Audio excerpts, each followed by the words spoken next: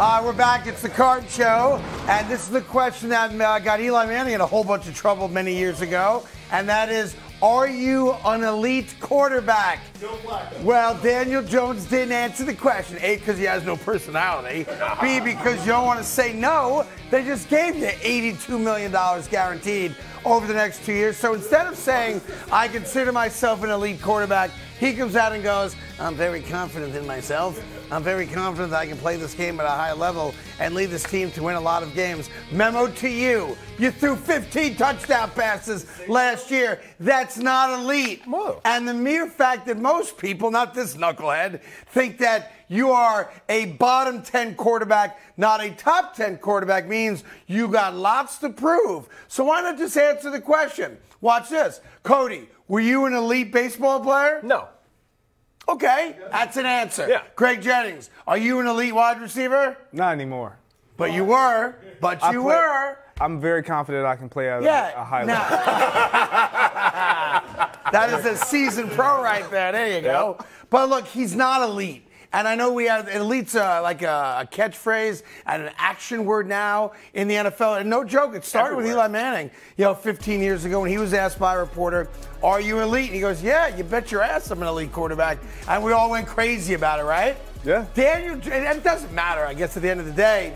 Daniel Jones has, for the first time in his career with the Giants, legitimate depth at the skill positions around him. Not just Saquon behind him. He's got Waller now, if he's healthy, a top 5 tight end in the league. You've got Paris Campbell. You've got a returning Sterling Shepard. You've got guys to throw the ball to, which, to be fair, last year, what did he have? Darius Slayton and Richie James.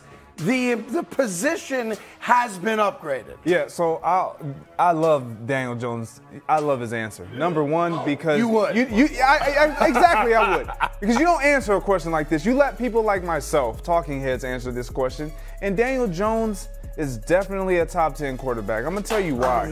Now, I will tell you this. You're gonna make me do it. Elite. Preach. Elite. I will say this. Elite quarterbacks have something that Daniel Jones has never had. What's that?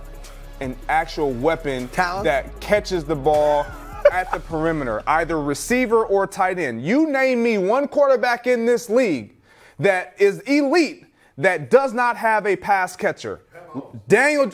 Travis Kelce, come on. Patrick Mahomes. I'm saying Travis Kelce because we got knuckleheads in the background yelling Patrick Mahomes. Well, we have a studio audience that we shouldn't have. We'll probably get rid of it. You know what I mean? Like, what are we doing? Patrick Mahomes. Are you kidding? Very Travis interactive Kelce. show. Now you give Daniel Jones, a guy who you believe is the focal point of your offense. Yeah. We all know who Saquon Barkley is and what he provides. Yeah. But now you're shifting. This is his second year with a coach that you feel is competent enough to push him over the edge. Now it's on you because we're adding weapons around you. We're giving you what we all consider a guy at tight end that is in the upper echelon at that position who can get it done at a high level. You add pieces around a young talent like Daniel Jones. He is a top 10 quarterback. Is he elite yet?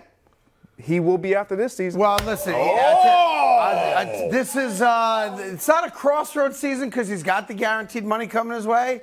They did make the playoffs last year. They did win a road playoff game against the Minnesota Vikings. But we can make all the lists we want. He has an opportunity now for the first time, I own it, in his career where he looks left, he's got a legitimate stud. He looks in the middle of the field, he's got a legitimate guy. He looks right, he's got a more than competent guy. He wants to hand the ball off or throw a little screen pass, he's got that too. This is the year where Danny Jones either emerges as a legitimate franchise quarterback or, if you're a Giant fan, you kind of got to view him the way the Niners viewed Garoppolo, the way Minnesota might have viewed Kirk Cousins to a certain level. Tannehill. Where Tannehill for sure is a good one, Cody.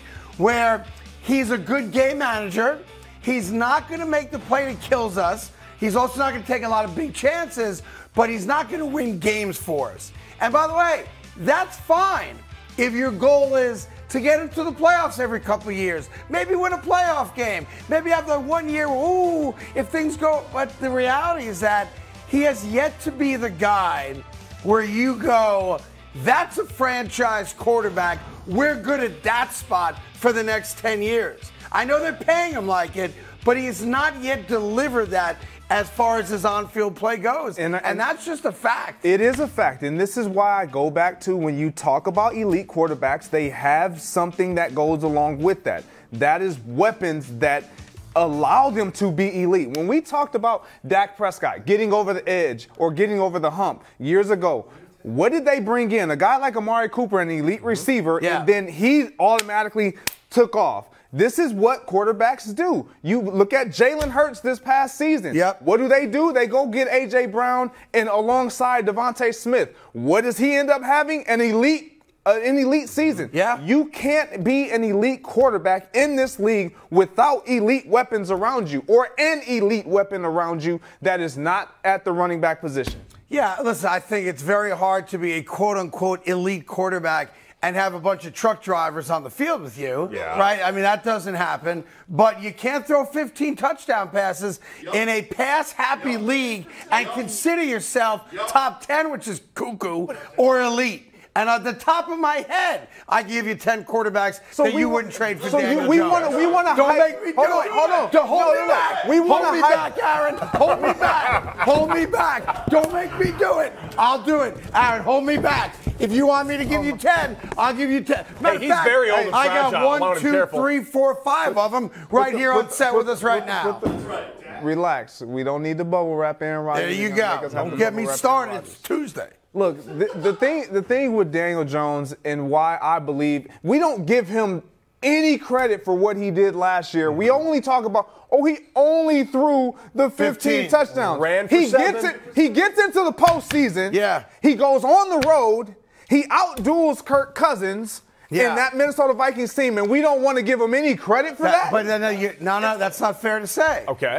No one says don't give him any credit. We're saying don't exaggerate the credit. We're not exaggerating the credit. Danny Jones right now is an average quarterback. What did he go in there with around him? Average talent. And he gave the ball to Saquon Barkley. That's why they won the Super Bowl. Because he's above that. He's the one guy that is the above average talent. I want to be clear. I'm not even a Danny Jones hater. I like Daniel Jones.